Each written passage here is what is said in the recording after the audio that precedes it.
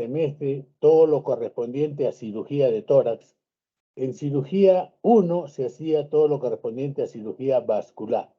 Ahora es todo lo correspondiente a cirugía de tórax. Dentro de ellos, los traumatismos torácicos, que no porque lo dicte yo, viene a ser el tema tal vez más importante, tal vez lo digo así, es una opinión, porque aquí vamos a tocar las cosas más fundamentales que ustedes deben de conocer, practicar y dominar, porque es algo con lo que en algún momento se van a encontrar haciendo su internado, su serum, o tal vez más adelante, que estén desarrollando su actividad profesional, debido a que ustedes saben que es habitual, dada que ahora la vida está tan violenta, asaltos, qué sé yo, los carros son más rápidos, accidentes de uno u otra causa.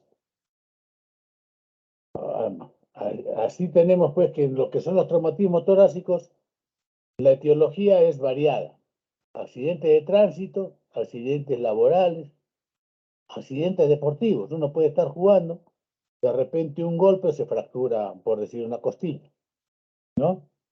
Agresiones que son, la delincuencia está en alza, y también cualquier efecto casual. Estamos caminando por ahí, nos tropezamos, caemos mal, tenemos fracturas costales, por poner un ejemplo. Y estas pueden ser simples, pueden ser graves, en fin. Acá un par de fotos tratando de ser un poquito motivadoras y que también los lleve a la reflexión, y adicionalmente que ustedes que son en la comunidad, son factores importantes de conversar con la comunidad y hacer entender que los accidentes de tránsito, debido a que los carros ahora son más rápidos y por el otro lado son más, llamémoslos así, más débiles. Antiguamente los carros eran fuertes, por otro lado eran no tanta velocidad. Y si bien es cierto, ahora se cuenta con cinturón de seguridad, se cuenta con airbag, en fin, pero dependiendo de la gravedad, esto puede ser pues sumamente fatal. Entonces acá ustedes tienen que ser agentes motivadores para la comunidad en general, para que se conduzcan con cuidado y así se eviten pérdidas de vidas. En cuanto a las agresiones, ustedes ven acá, por ejemplo, este paciente en la izquierda está atravesado ahí por un cuchillo.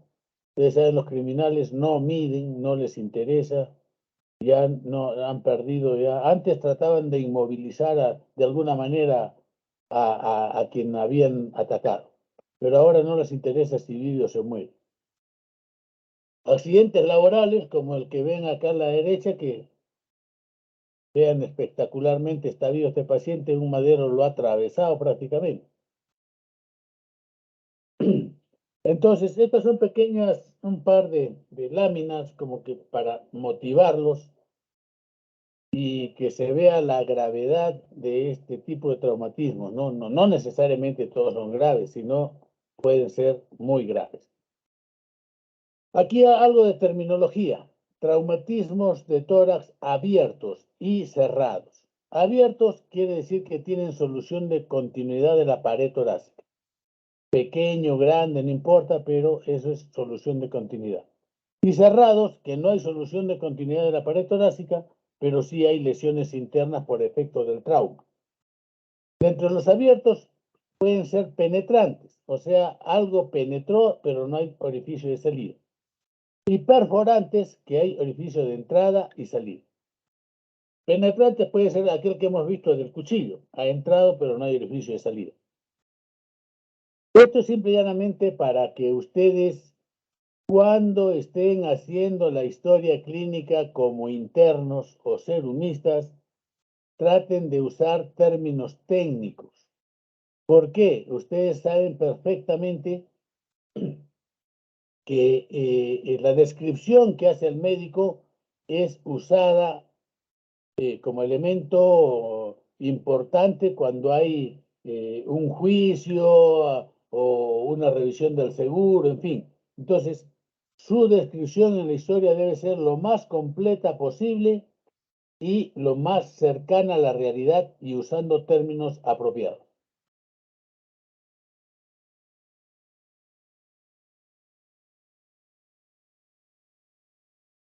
Aquí algún ejemplo algún otro ejemplo penetrantes. Ustedes ven varias heridas por arma blanca y que prácticamente lo ha perforado al paciente, ¿no? Vemos que una barra no solamente está en el miembro inferior, sino también el tórax y está saliendo por el otro lado donde este médico está cogiendo el elemento. Felizmente es un poco superficial de tal manera que no es tan grave. Otro tipo de elemento perforante es proyectil de fuego, que tiene orificio de entrada y orificio de salida. ¿Ya? Claro que en este caso ya acá está ha sido tratado, está con un drenaje de tórax. Pero eso es más o menos para orientarlos. Este cuadrito traté de eliminarlo, pero vean ustedes, el listado es bastante amplio de todas las cosas que pueden suceder cuando se traumatiza el tórax, que dicho sea de paso, protege pues a elementos muy nobles como son los pulmones, el corazón y los grandes vasos. Cuando uno quiere hacer didácticamente, puede hacer una serie de clasificaciones. Una de ellas es esta, que es aparentemente una de las más simples, en la cual vamos tomando en profundidad y en cuanto a gravedad. Así tenemos lesiones solo de tejidos blandos, fracturas de clavícula, fracturas costales, fractura de esternón, pero ustedes saben que también esto no solamente sucede por sí solo, uno solo de ellos, pueden estar varios de ellos juntos. Puede haber lesión de tejidos blandos, fractura de clavícula, fracturas costales, fractura de esternón, todas juntas, una, en fin, toda una combinación de ellos. Cuando la cosa va más allá, más profundamente, podemos hacer evidente que hay enfisemas subcutáneos, ya los vamos a desarrollar un poquito más adelante. Neumotórax, neumo significa aire, tórax, aire en el tórax, pero generalmente esto es importante remarcar que significa aire en la cavidad pleural, donde normalmente no hay. Porque si decimos aire en el tórax, alguien me dirá por ahí, pero doctor, en el pulmón hay cantidad de aire, ¿no? Entonces esto se refiere a lugares no en los que normalmente no existe. Hemotórax, igual sangre en el tórax, en la cavidad pleural más específicamente. Podemos tener lesiones del diafragma, puede tener también lesiones viscerales como el corazón, los pulmones, en fin. En una rápida revisión que ustedes seguramente van a completar cuando revisen un poquito en su texto o en el internet, empezamos, obviamente las lesiones de tejidos blandos no hay mucho que describir, ya eso es fácilmente se visualiza, hay que hacer limpieza, hay que hacer sutura cuando el caso lo amerita, en fin, ¿no? Pero ya más específicamente yendo en profundidad, lo más frecuente que generalmente hay en lo que se refiere a los traumatismos que afectan el tórax, de alguna u otra manera va a haber fracturas costales. Estas fracturas costales lo precisamos acá para que no haya confusión de términos. Cuando afecta solo la costilla y no a otros elementos, se dice fractura costal simple. Y cuando afecta a elementos internos, entonces se dice fractura costal complicada.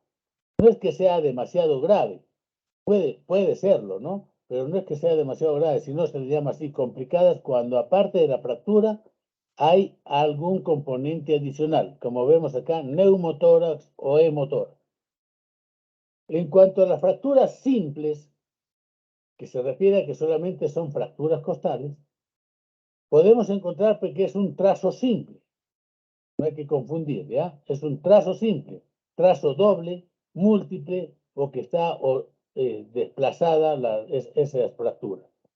Entonces, Fractura costal simple, no hay complicaciones, pero puede ser simple y un solo trazo fractural. Ya eso es simple, digamos, fractura costal simple, tendríamos que decir, ¿no? Bueno, aquí queremos llamar la atención que si ustedes encuentran que hay lesión de la primera costilla, ¿no es cierto? En la radiografía o ahora que contamos ya los que tengan la suerte de trabajar en un centro donde hay tomografía, ahora los tomógrafos modernos nos hacen reconstrucción de las costillas. Entonces ahí es un poco improbable que se nos pase por alto el diagnóstico.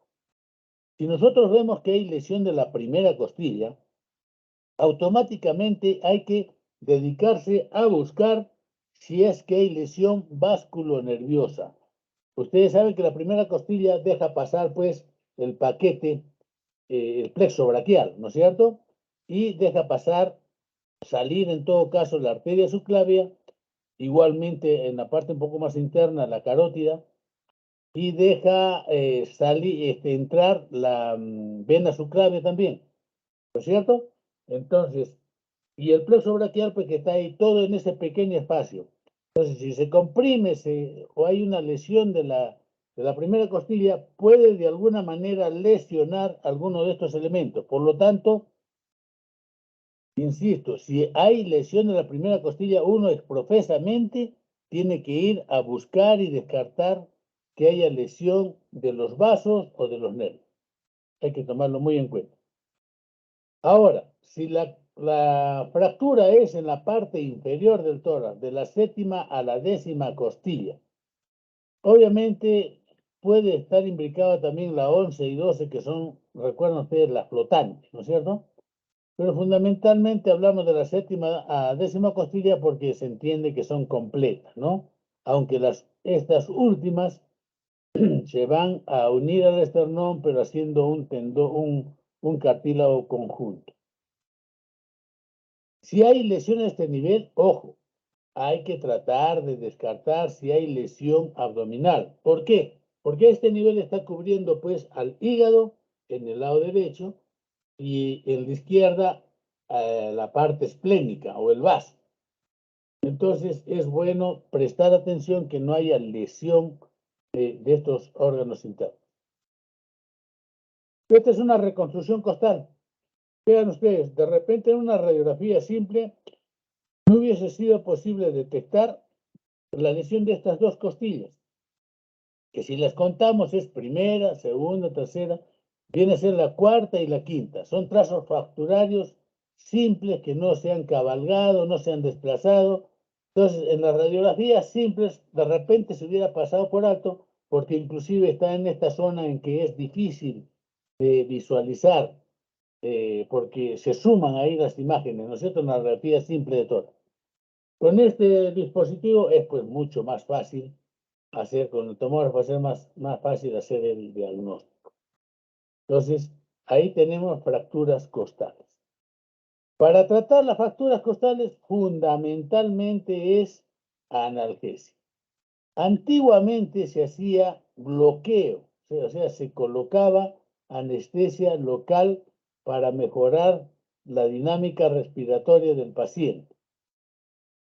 Este bloqueo es sumamente sencillo, solamente hay que tener el reparo de que la costilla en la parte inferior, ¿no es cierto? Como lo ven acá en la parte inferior derecha, no sé si lo logran apreciar bien, donde están esas dos agujas.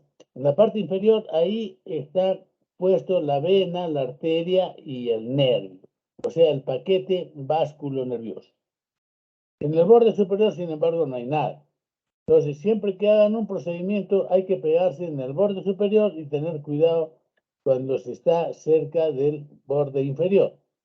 Claro, que uno puede hacer una punción muy cuidadosa y de esa manera evita lesionar el paquete. Pero esto ahí se colocaba anestésico y mejoraba la dinámica ventilatoria del paciente. Una cosa más bien que hay que destacar aquí es que cuando intenten hacer este tipo de procedimientos, que es muy bueno, es práctico, ¿ya? Y mejora notablemente, hay que tener en cuenta la siguiente recomendación, que hay que anestesiar dos espacios intercostales por encima de la última fractura. Si solamente es una costilla, por ejemplo, la quinta costilla, ¿no es cierto?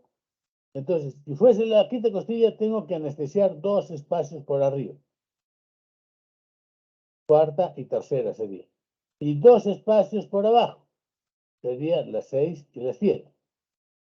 ¿Por qué? Porque como lo demuestra acá este autor, que es Netter, hay filetes nerviosos que se van hacia los espacios intercostales superior e inferiormente.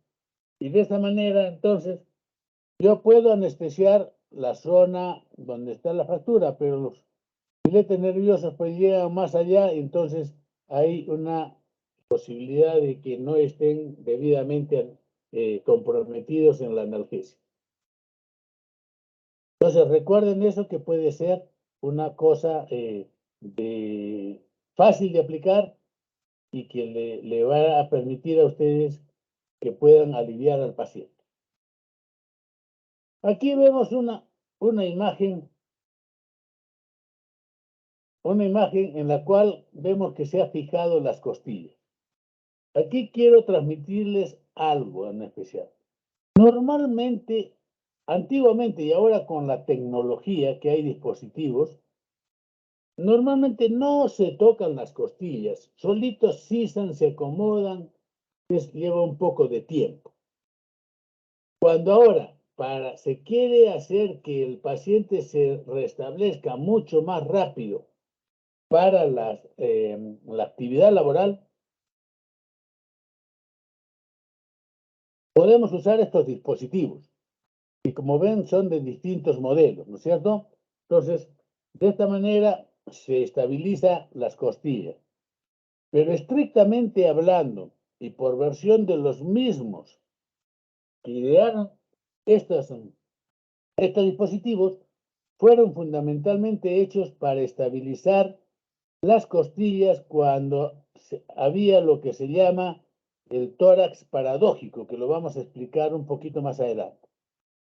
¿Por qué? Porque el tórax paradójico habitualmente terminaba en unidad de cuidados intensivos, y cuando se veía que iba a estar con apoyo ventilatorio por más de 10 días, en fin, entonces se recomendaba hacer pues estas operaciones para disminuir el tiempo en que está expuesto el paciente a la intubación endotraqueal. ¿Por qué? Porque el tubo mucho tiempo puede causar lesiones en la tráquea que llevan a estenosis, inflamaciones, en fin. Entonces, estos dispositivos permitían ahorrar plata cuando el tiempo en UCI, porque no hay otra manera de estar ventilado, iba a ser muy largo. Entonces, el costo-beneficio era importante. Pero que se use para, por decir, una fractura costal nada más, y ser sometido al paciente a anestesia general, en fin, una serie de temas, entonces no necesariamente es la indicación más precisa. Fueron diseñados, insisto, en tórax paradójico, para tratar el tórax paradójico.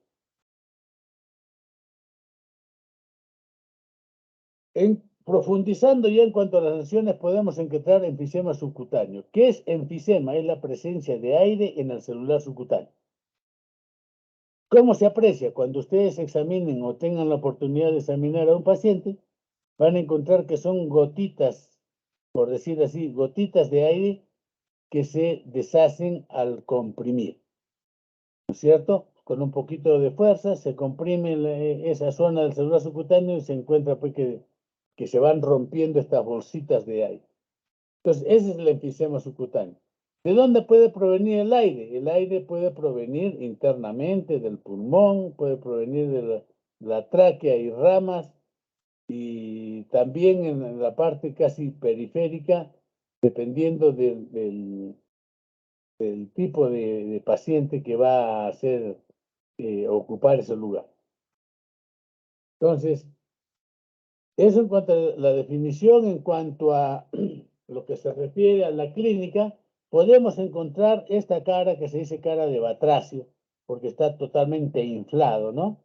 Inclusive los ojos cerrados, a pesar de que el paciente no esté en coma, sino que no puede mirar porque se ha inflado con aire los párpados. Si nosotros lo comprimimos, ahí vamos a palpar lo característico de estas bolitas de aire que se rompen y se mueven cuando uno comprime. Aquí tenemos una radiografía de tórax en la que ven en los costados que hay aire que se está movilizando, y en la derecha la radiografía de tórax, perdón, la tomografía, que todo lo negro es pues cantidad de aire que ha escapado. Entonces, esto nos ayuda a hacer el diagnóstico final de que se trata de enfisema. Y acá lo importante, y en forma resumida, les tengo que decir que normalmente el enfisema no se trata. Hay que tratar de conservar la piel, no horadarla, para que no se infecte. En casos excepcionales, sí se puede hacer una incisión para que por ahí fugue un poco el aire, pero tenemos que hacer una cubierta estéril para que no vaya a haber celulitis. Acá tenemos otro ejemplo de lo que es el enfisema subcutáneo. El otro es el aleteo torácico. Esto recibe diversos nombres. ¿Ya? Es el tórax paradójico, aleteo torácico, tórax inestable, en fin. ¿Cuál es su definición o el concepto? Es que haya fracturas de 3 arcos costales seguidos y a doble nivel. Por lo tanto, va a quedar una tapa que no tiene fijeza delante ni hacia atrás, y obviamente se va a movilizar con los movimientos respiratorios. Aquí tenemos un ejemplo. Vean ustedes acá en la parte superior izquierda, se han lesionado 4 costillas, entonces es una ventana que va a hacer un movimiento que no le permite captar bien, ¿no? En la parte inferior, ustedes que ven un gráfico. ¿Qué sucede con esa tapa? Normalmente cuando generamos presión negativa intratorácica, el tórax se expande y crea mayor presión negativa internamente. Pero si llegamos un poquito tarde, en fin, entonces, en el momento en que nosotros estamos atendiendo al paciente, y ya pues ha pasado un tiempito, queda estas fracturas. Cuando hace la inspiración, esa parte del tórax se hunde, porque lo está jalando la presión negativa intratorácica. Y cuando hace la aspiración, se sale, ¿no es cierto? Ahora,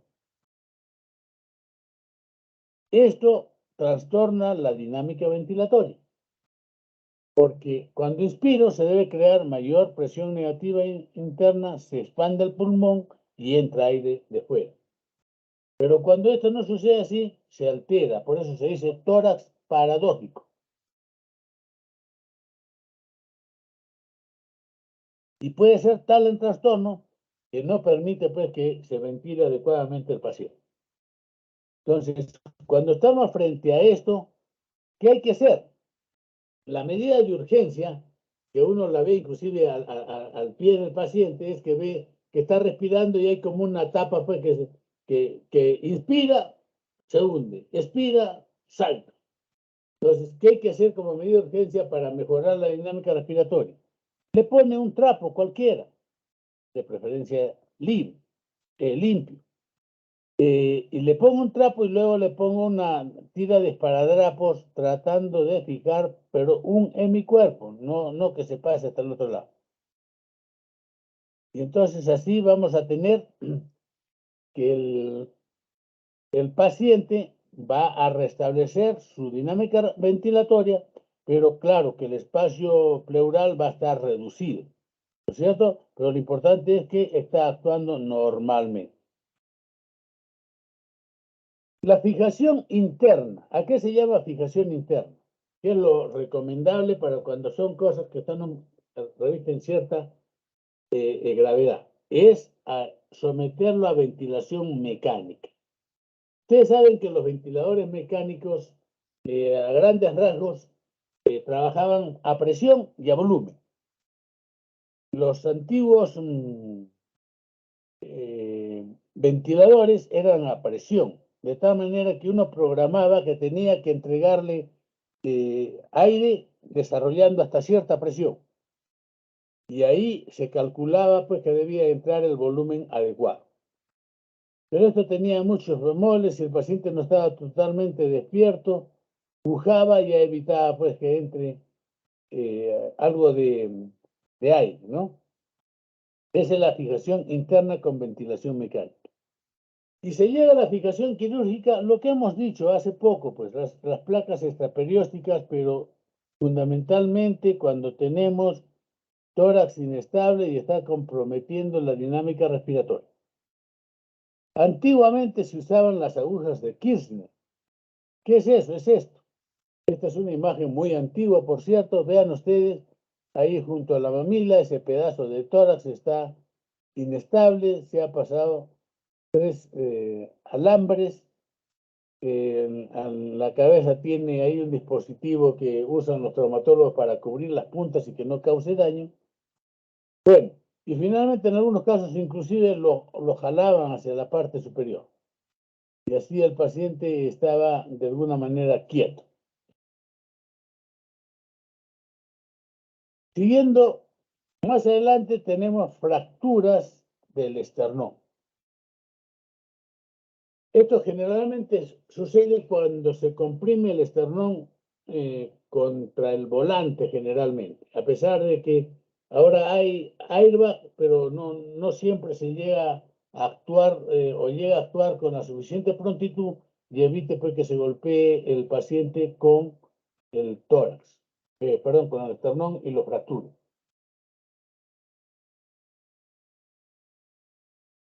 La zona más afectada del esternón es el cuerpo vertebral. Vean ustedes acá este trazo fracturario, es la zona que mayormente se afecta. Ahora, el tratamiento. A veces es medio espectacular, uno ve que está medio montado el esternón, inclusive, uno un poco más hundido, el otro más arriba. Aquí lo único que hay que hacer es actuar con tranquilidad y darle confianza al paciente. Normalmente solo requiere de analgesia y un poco de ejercicio. Adicionalmente, ya pues vienen otro tipo de tratamiento, como es ya fijar con placas extraperiósticas el esternón. Pero esos son en casos muy especiales. Lo normal es darle sus alumnos, los alumnos que corresponden a uno y otro grupo. Entonces, la fijación quirúrgica solo es para casos excepcionales, no necesariamente. El esternón fija muy bien, inclusive se ha visto con el tiempo que estaban montadas las hojas, ¿no es cierto? La de arriba y la de abajo han estado montadas. Con el tiempo, la sabia naturaleza los une, hace una reabsorción y finalmente queda con muy poca desviación. Aprovechando de esto, aunque no es estrictamente algo de la especialidad, digamos, en ese sentido, pero los traumatismos del tórax también afectan al corazón. Y ahí tenemos, pues, entra a tallar los traumatismos cardíacos. Y estos pueden ser variados. Una contusión miocárdica. Tengan en cuenta que esto puede ser sumamente grave cuando se contunde el pericardio, pues, o el miocardio en buena cuenta, se produce una extravasación de sangre y una inflamación que inhibe el movimiento del corazón, de tal manera que lo lleva a la insuficiencia cardíaca. ¿Cómo hay que solucionar esto? Por medio de alguien que ayude a que se reabsorba y observe el comportamiento del paciente. Si hay rotura de algo, tenemos hemopericardio, sangre, pericardio, sangre dentro del pericardio. Si esta sangre es importante, podemos llegar al taponamiento cardíaco. Ojo aquí, un pequeño mensaje. Taponamiento cardíaco no necesariamente es gran cantidad de líquido. Depende. Hay pacientes que tienen problemas crónicos, por lo tanto, van a tener, pues, de repente un tamponamiento o un derrame pleural crónico, ¿no? Es eso. Internamente se puede decir, puede haber ruptura miocárdica o externamente también, ruptura de los tabiques, especialmente el interventricular, lesiones valvulares y lesiones de los grandes vasos, como es la aorta, la cava, en fin. Para que haya taponamiento cardíaco, o sea, hay un acúmulo, y como el pericardio es inextensible, no deja llegar sangre a través de las cavas. Por lo tanto, el gasto cardíaco cae, la presión arterial cae, y se constituye lo que se llama el shock cardiogénico. El shock cardiogénico.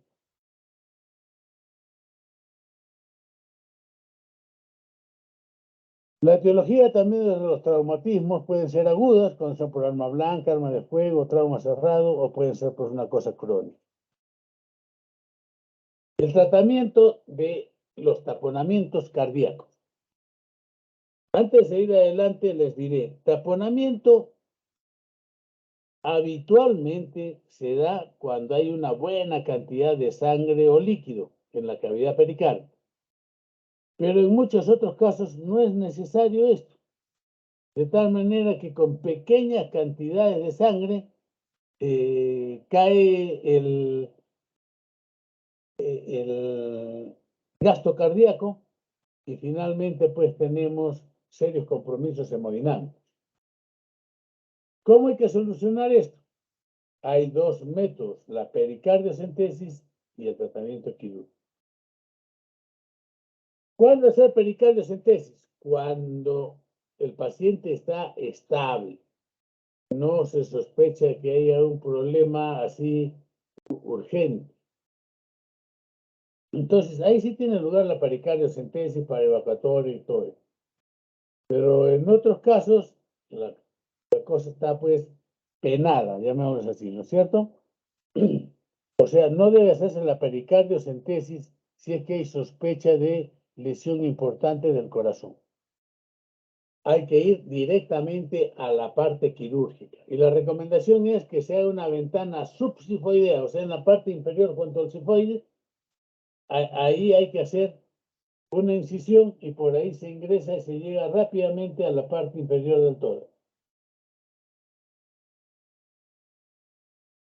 Eso es lo que recomienda las sociedades de trauma torácico.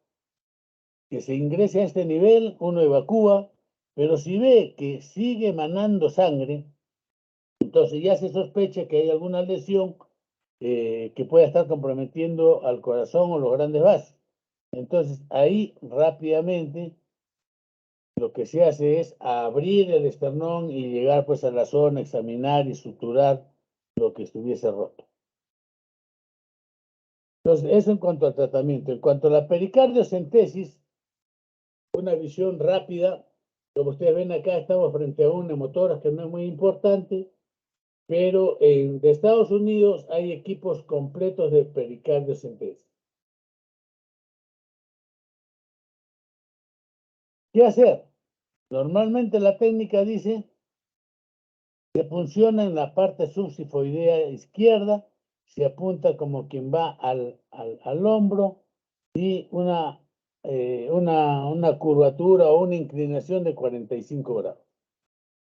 Una vez que se ha llegado a la cavidad pericárdica, a través de esta aguja se coloca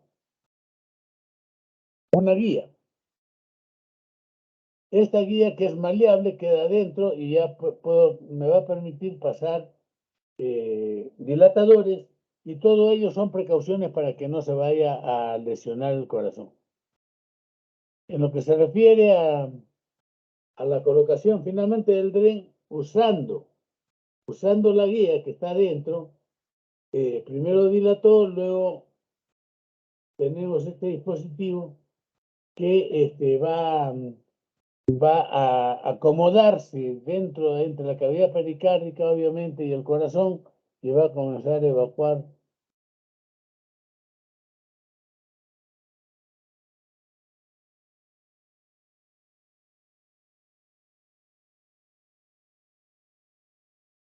Bien. Entonces, sigamos avanzando. Acá tenemos una pequeña imagen, lo que viene a ser una ventana subsifoidea y con posibilidades. Ahí, en eso negrito, es ya el pericardio, se apertura y si sigue sangrando, se ingresa, se va a hacer la esternotomía y se va a tratar de solucionar, como es en la parte de abajo, la ruptura que pudiera haber del corazón. En el lado derecho, lo que ven ustedes es una una toracotomía, que se hace normalmente a nivel del cuarto espacio o quinto espacio, en el peor de los casos, intercostal anterior. Y al aperturar, ustedes van a encontrar ahí, ven el pericardio medio morado que indica que está con sangre. Entonces, ahí se apertura, se evacúa y con eso mejora la hemodinamia del paciente. Ya siguiendo un poco más adelante, que ya adelantamos algo, podemos encontrarnos con neumotoras, con hemotoras y con presencia de líquido en la cavidad pleural. Neumo, aire en la cavidad pleural. Hemo, sangre en la cavidad pleural. Y líquido o hidrotórax en la cavidad pleural. Esos son términos que se deben de usar cada vez que nos enfrentemos a estas cosas. El neumotórax es obviamente presencia de aire en la cavidad pleural. Ahí hay que precisarlo. Aire en la cavidad pleural. Para que alguien no nos tome el pelo y diga, pero yo también tengo aire en el pulmón, pues, ¿no? Cuando hay neumotórax, ¿qué es lo que sucede? Generalmente da dolor irradiado hacia la parte superior del hombro. Ahora también, si irrita bastante las pleuras, puede despertar un poco de tos. Y finalmente va a haber dificultad respiratoria dependiendo de la gravedad del neumotórax. Por ejemplo, si es un neumotórax total, va a haber dificultad respiratoria cuando se hace ejercicio en una persona sana. Pero si es un paciente enfermo, por ejemplo, un asmático, con un pequeño neumotórax, ya está entrando en dificultad respiratoria severa.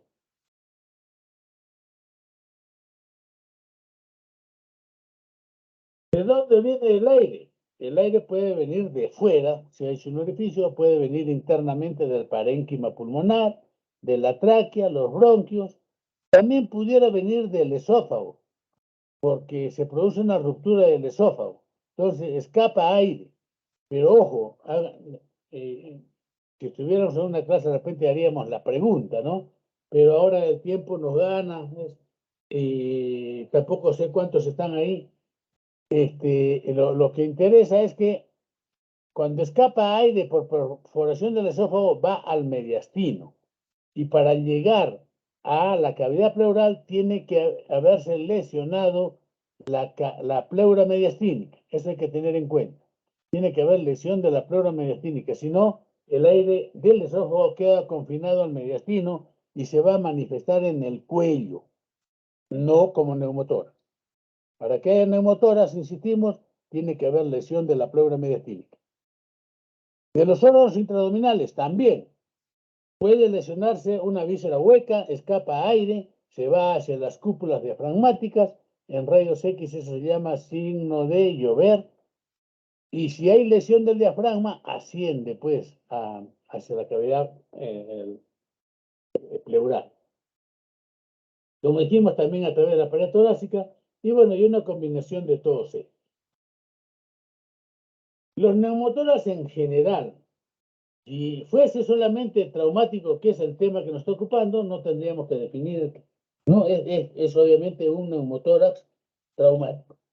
Pero aprovechamos de esto y hablamos un poquito del neumotórax espontáneo, con el cual ustedes también se pueden encontrar. Pacientes que de repente bruscamente dicen, sentí un dolor intenso, ahora me está doliendo la parte del tórax y tengo cierta dificultad para respirar.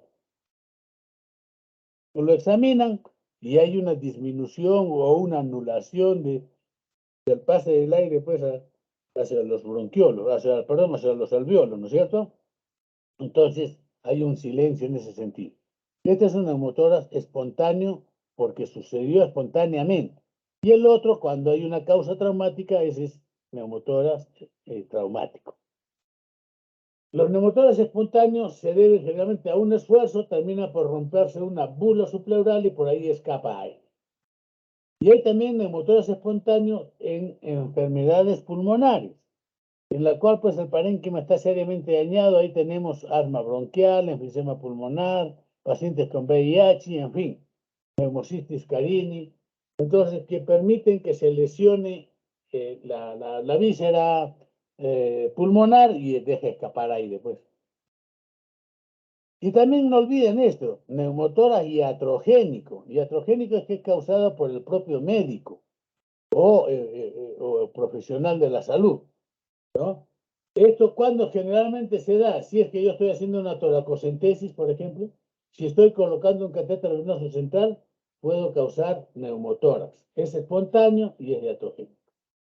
Aquí una visión toracoscópica de lo que es una bula. Vean ustedes, está llena de aire y hacia arriba, en la parte superior izquierda, lo que vamos a encontrar es el pulmón. Y en la parte de acá ven ustedes las costillas. Entonces, y ahí hay una bula que si se rompe, deja escapar aire, pues.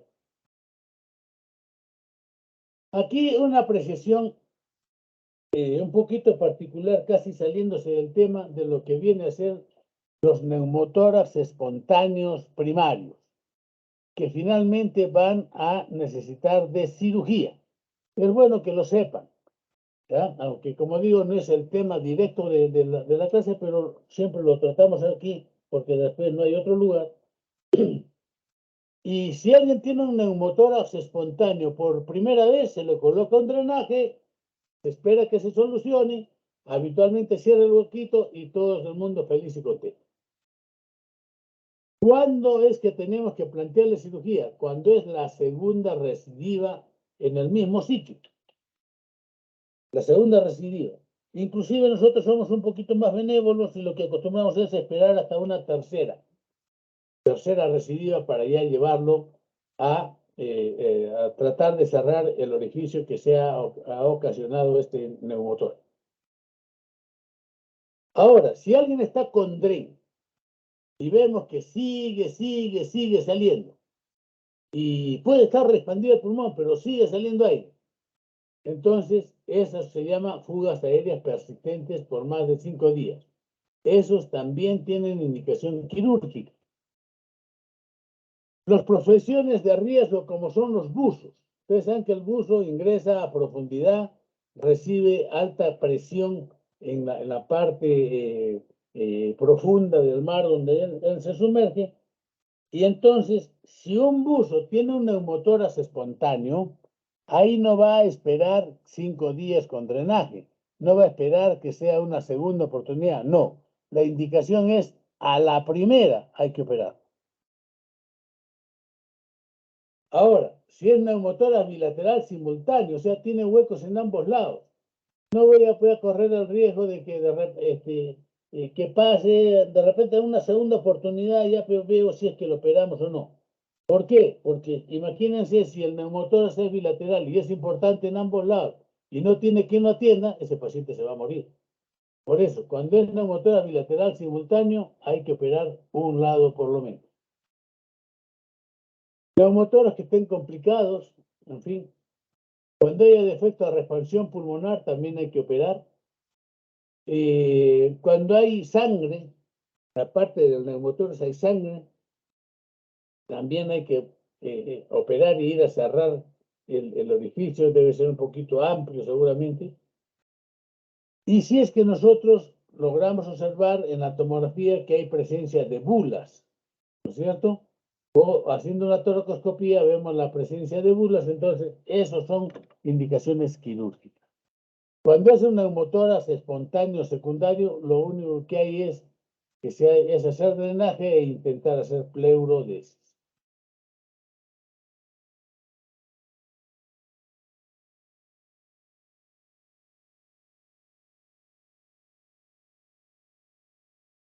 Los neumotórax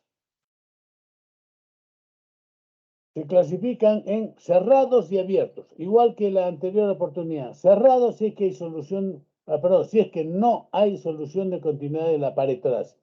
Y abiertos si es que hay solución de la pared torácica. Entonces, neumotórax abierto o cerrado va en ese sentido. Si hay solución y comunicación con el medio externo. Y el neumotórax hipertensivo, aquí se llama neumotórax hipertensivo, es cuando se acumula el aire dentro de la cavidad pleural con tal presión que colapsa totalmente el pulmón, y no solamente eso, sino que comienza a desplazar el mediastino hacia el otro lado. Acá hay un intento de clasificación del neumotórax. Grado 1, grado leve es menos de 10%, moderado entre 10 y 60%, y masivo o grande más del 60%. ¿Ya? Ustedes ven acá este esquema, y en realidad hay que tomar en cuenta esto como que estamos pues precisamente en una cavidad que tiene 3 volúmenes. Entonces, cuando se habla, se trata de hacer que todo esté involucrado. O sea, si tenemos una radiografía, vamos a ver que hay aire delante y detrás del pulmón, y lo mismo que los costados. Pero en la radiografía vamos a ver prácticamente lo de los costados, no lo de adelante, no lo de atrás, salvo que estemos tomando pues incidencias especiales. Para cuantificar el tamaño del neumotórax, bueno, no tiene mucha importancia, lo leen con detenimiento, pero el que más se usa es este, como se dice, al ojo por ciento. O sea, un cálculo aproximado de cuánto está colapsado el pulmón. Pero hay otros elementos que permiten hacer la cuantificación del tamaño del neumotórax. Acá tenemos un ejemplo, una radiografía de lo que es un neumotórax. Vean ustedes en el hemitórax izquierdo. Acá tenemos un neumotórax total en la parte izquierda, en la que todo está oscuro, digamos así, por el aire, y el muñoncito del pulmón está colapsado ahí en la parte central. Y este es el mismo paciente una vez que se le colocó el drenaje.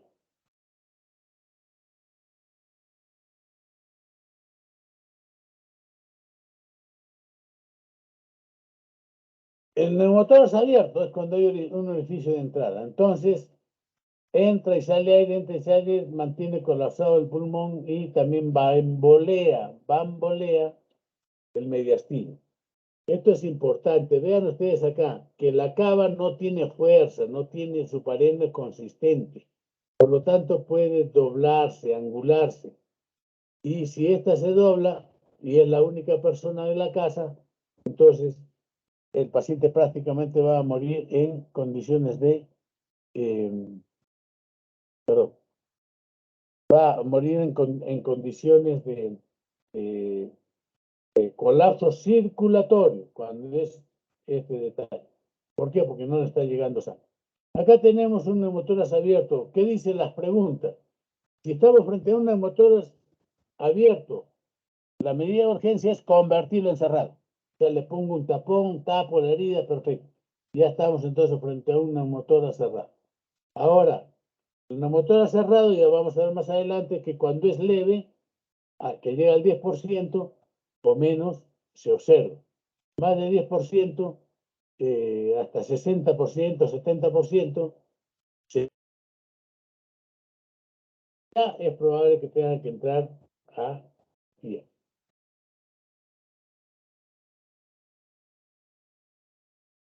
Estas son imágenes de los neumotórax hipertensivos. Como ven, está a alta presión y ustedes ven dibujada ahí la pleura que está empujando el mediastino hacia el otro lado. Este es uno que tiene neumotórax hipertensivo en el lado izquierdo y otro que tiene neumotórax hipertensivo en el lado derecho. Son dos ejemplos nada más. Pero vean hasta dónde se ve el mediastino. Entonces, aquí lo que vamos a ver, este es un dispositivo que toma el nombre de PleuroCat.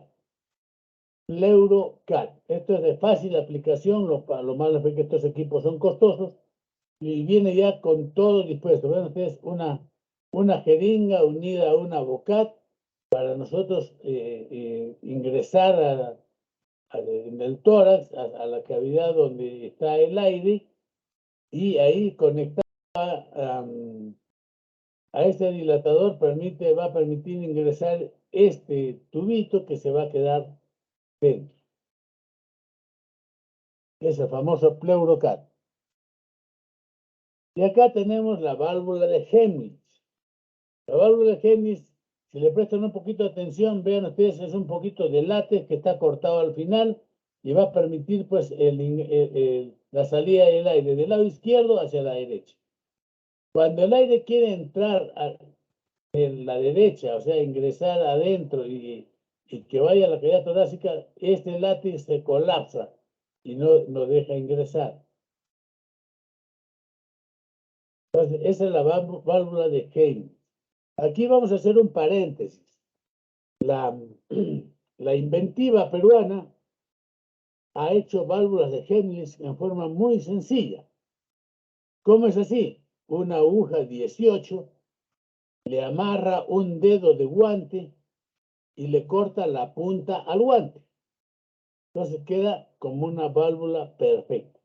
De esta manera que ustedes introducen la aguja 18 a la cavidad pleural y el aire va a tender a salir a través del dedo de guante. Cuando inspira el paciente y se crea presión negativa interna, se adjunta pues el dedo de guante como es de látex y no deja entrar aire. Entonces siempre el aire va a ser unidireccional, saliendo, saliendo, saliendo siempre.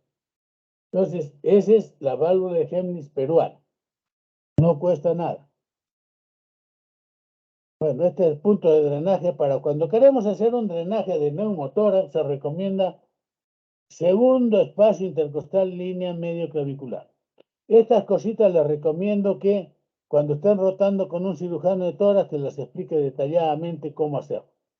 Y al otro lado tenemos línea axilar, 3 líneas axilares, anterior, posterior y medio.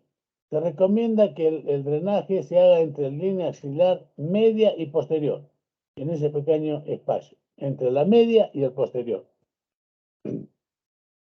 Y ahora, cuando es neumotórax, ojo, se recomienda que sea el segundo espacio intercostal, pero en algunos casos se puede usar también el costado. Ya se recomienda que sea siempre los drenajes, fundamentalmente la gente experta recomienda que sea en el séptimo espacio intercostal. Pero si el paciente es muy gordito, tiene el diafragma muy elevado, hay que irse un poquito más arriba. Pero estos son los puntos de drenaje, ¿ya? Acá estuvimos hablando del neumotórax, atención, es que el aire sale y lo colapsa. Y ustedes ven aquí en este gráfico que al desviar el mediastino, ¿qué es lo que sucede con la cava? Presten atención a la cava. Está siendo empujada y es doblada. Y al doblarse totalmente no permite el ingreso de sangre al corazón.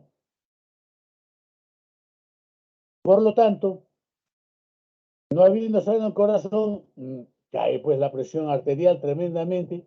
Y hay otro principio, que el corazón cuando está vacío, late y no tiene pues contenido, se paraliza, fibrila y se paraliza. Entonces, ya tienen ustedes aquí una idea. Cuando el neumotórax, atención, dobla mucho las cavas y no se corrige pronto, el paciente puede fallecer por insuficiencias, digamos, circulatorias, no llega sangre. No porque esté totalmente colapsado el pulmón, sino porque no le llega sangre. Acá tienen ustedes, ay, caray.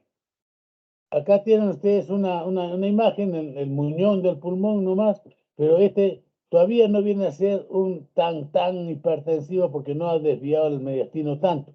Sin embargo, ya se ve que se están ensanchando los espacios intercostales. Esto requiere tratamiento.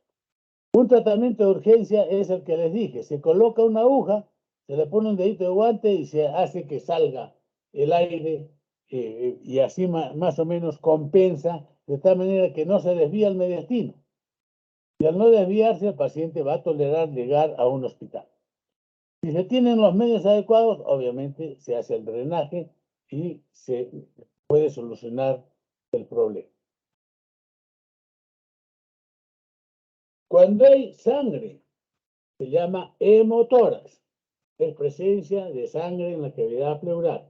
Y esto con un accidente, obviamente se fracturan costillas, se lesionan en la parte interna, podemos encontrar sangre en la parte interna. Por eso decimos acá, causas traumáticas. que son varias, ¿no es cierto? Las fuentes o el origen que puede dar sangrado. También podemos encontrar hemotoras cuando hay cáncer de pulmón o de pleura, cuando hay defectos de coagulación, a un paciente que ha sido sometido a cirugía torácica o cardíaca, cuando hay infarto pulmonar, cuando hay TBC pulmonar. Estas son causas generales del hemotórax. Obviamente que nosotros en esta clase debiéramos ocuparnos en la parte traumática, pero aprovechamos para mencionar las otras. ¿Cómo hacer el diagnóstico de hemotórax? En primer lugar, la clínica es la que manda. Alguien que se sientó, lo que tiene que hacer es examinar, y si encuentro que hay una disminución de murmullo en la parte inferior, hay matidez, en fin, entonces estoy sospechando que hay un derrame pleural. Este derrame pleural, le pregunto al paciente, ¿usted antes era sano, caminaba? Sí, pero normal, pues hasta que he tenido este accidente. Entonces ya hay una alta sospecha de que es sangre, ¿no es cierto? ¿Cómo lo certifico? Con una radiografía de tórax o una tomografía, que hay contenido líquido en la cavidad pleural.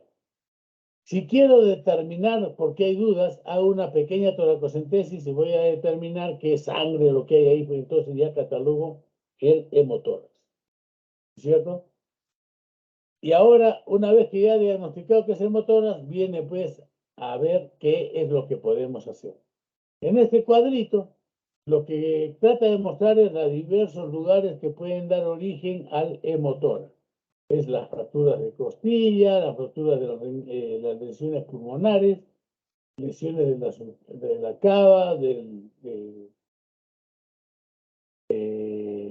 algún otro vaso o vasos grandes de la zona del medio espino. Igual la mamaria interna o las intercostales. O sea, las fuentes pueden ser varias, lesión del diafragma, lesión del corazón, en fin. Acá tenemos una radiografía que le decimos acá hemotórax, pero que, digamos, ¿cómo se puede saber si uno no ha hecho toracocentesis? Se sospecha por el antecedente traumático, pero si de repente viene alguien que no tiene antecedente traumático, no voy a poder saber y decir que es hemotórax hasta que no haga una toracocentesis y vea pues que efectivamente no es líquido, que si no es sangre. Aquí tenemos un hemotórax masivo, acá debe haber más de 4 litros de sangre. Cuando hay un problema traumático, se recomienda que de inmediato sea intervenido y explorado el paciente. Acá tenemos tomografía en la cual nos muestra, por un lado, la presencia de líquido un poco denso, por lo tanto es un hemotórax, tomando en cuenta que es un trauma. Y en este otro lado, que en la radiografía lo podemos ver muy similar, es la contusión pulmonar. ¿Qué sucede en la contusión pulmonar? Cuando se golpea, en el tejido se va a ver pues un derrame sanguíneo, ¿no es cierto? Es como cuando ustedes se golpean la pierna, ¿qué van a ver? Que se llena pues de sangre. Entonces, y esa sangre inhabilita el movimiento del músculo. Igual sucede acá en el pulmón, se llena de sangre, entonces inhabilita su función. Esa es una contusión pulmonar. Si nosotros vemos que hay nivel así recto, eso nos indica que hay aire y hay líquido. Y si es un trauma, hemo-neumotórax. Pero con nivel, eso nos permite diferenciar bien que haya aire y líquido. Si solamente hay líquido como acá, vamos a ver esta imagen del lado derecho, y esta es la famosa curva de Damasó. La curva de Damasó, o sea, va hacia el vértice y baja por el otro lado. Acá esta es una imagen que la sacamos de Netter, pero acá tenemos que tener ciertos reparos. Uno, cuando el hemotórax es mínimo, se dice que llega hasta 350 mililitros. Y en la radiografía solamente ha obturado el seno costofrénico. Aquí hay dos versiones, dos formas de tratar. Hay quienes dicen, si no aumenta, déjalo ahí, se va a reabsorber, no pasa nada. Pero hay otro grupo que dice, en la cavidad pleural nunca debe haber nada de sangre, hay que sacarla de todas maneras. Con una toracocentesis hay que evacuar y que salga la sangre.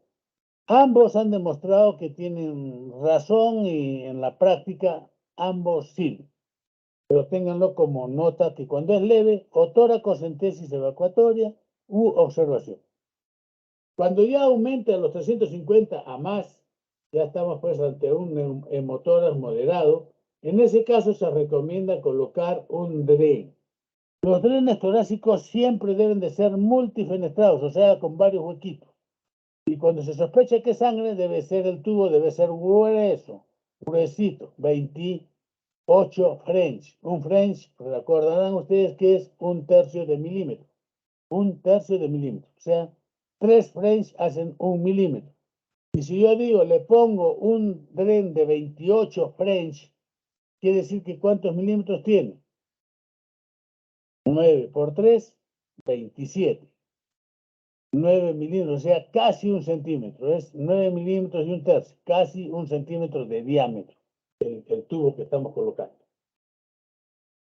¿Dónde es lo mejor colocarlo?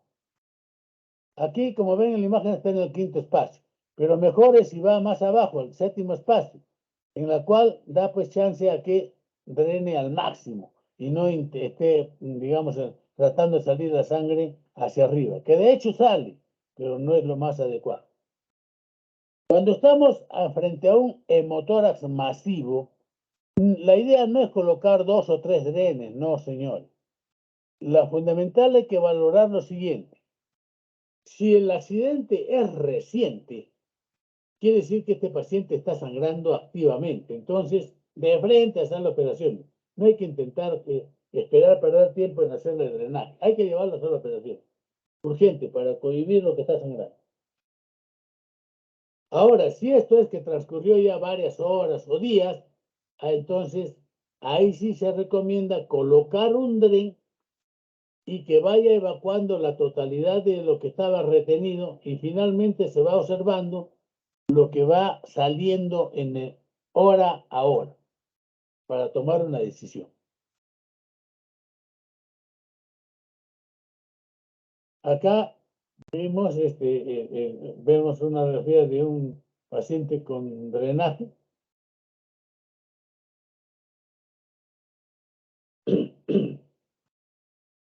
¿Cuándo vamos a someterlo a una toracotomía o a una toracoscopía por causa de motoras?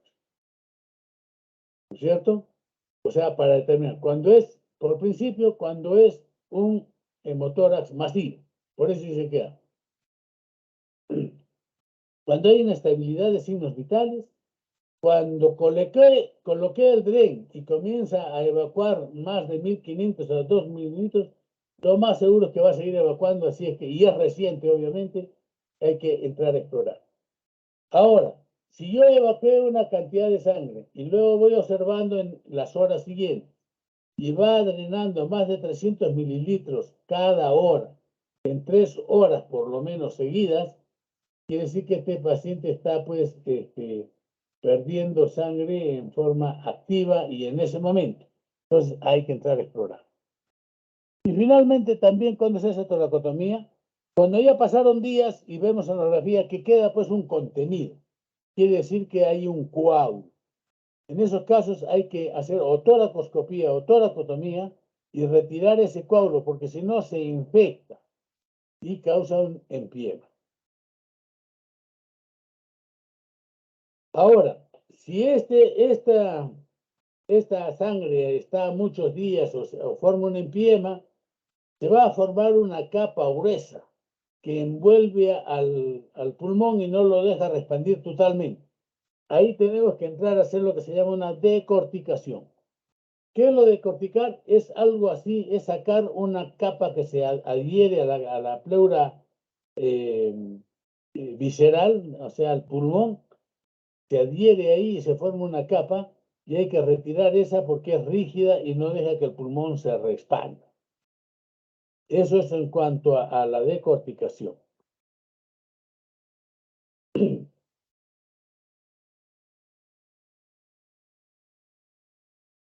Otro de los detalles que vamos a ver es que en los traumatismos en general, ¿qué podemos encontrar? Que de repente ha habido lesiones del bronquio, lesiones de tráquea, en fin. Cuando es la lesión de tráquea, puede ser puntiforme, pequeña, puede ser una sección casi completa. Y cuando hay sección completa, bueno, estos casos prácticamente no sobreviven, pues, ¿no? Porque si no, como cuando inspira, puede entrar algo de aire, pero no hay una continuidad establecida fundamental. Obviamente que en estos casos se va a formar un gran enfisema subcutáneo. Ahora, dependiendo de la gravedad, va a tener que ser solucionado quirúrgicamente, y si es pequeño, solamente va a persistir haciendo observación atenta, ¿no es cierto?, de este paciente. Ahora, vean ustedes, si lo que se lesiona es la tráquea, tengan en cuenta lo siguiente: hacia dónde escapa el aire, al igual que el esófago. Escapa hacia el mediastino, hacia el mediastino.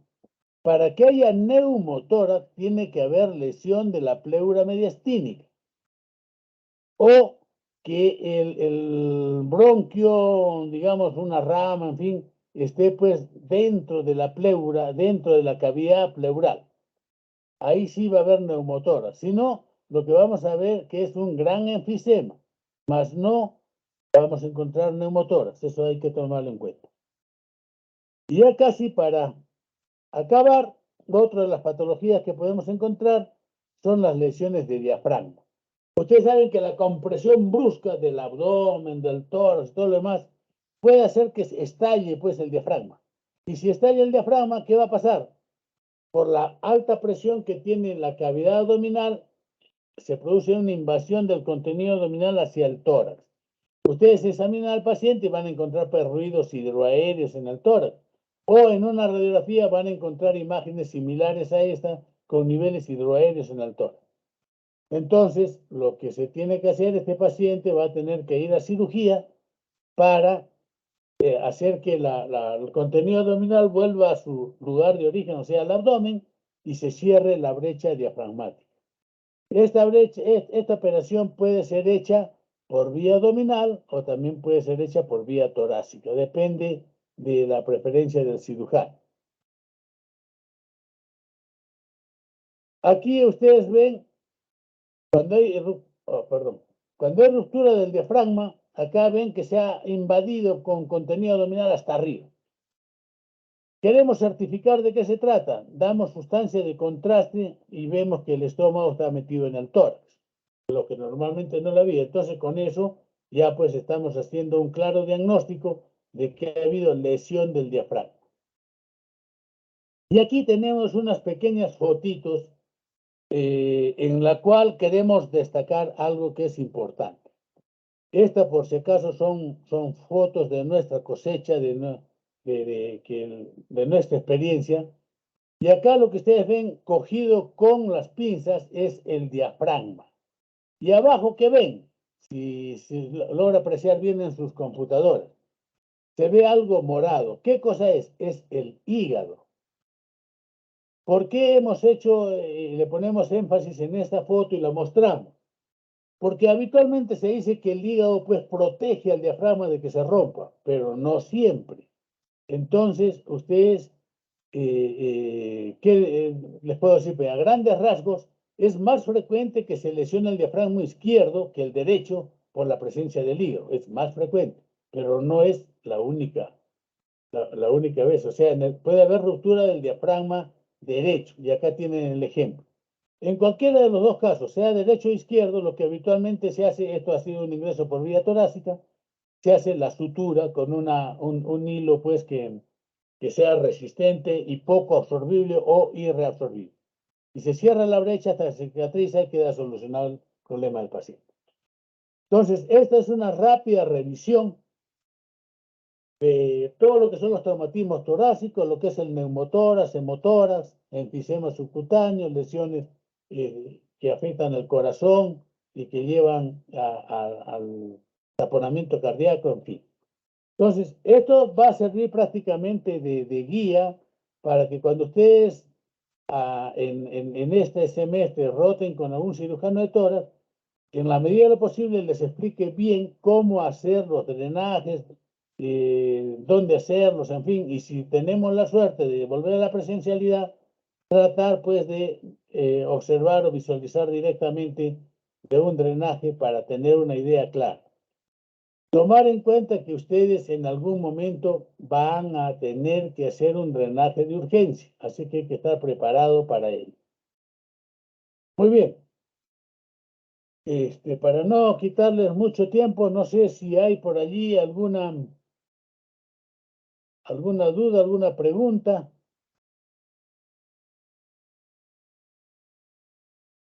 ¿Todavía están por ahí o se fueron?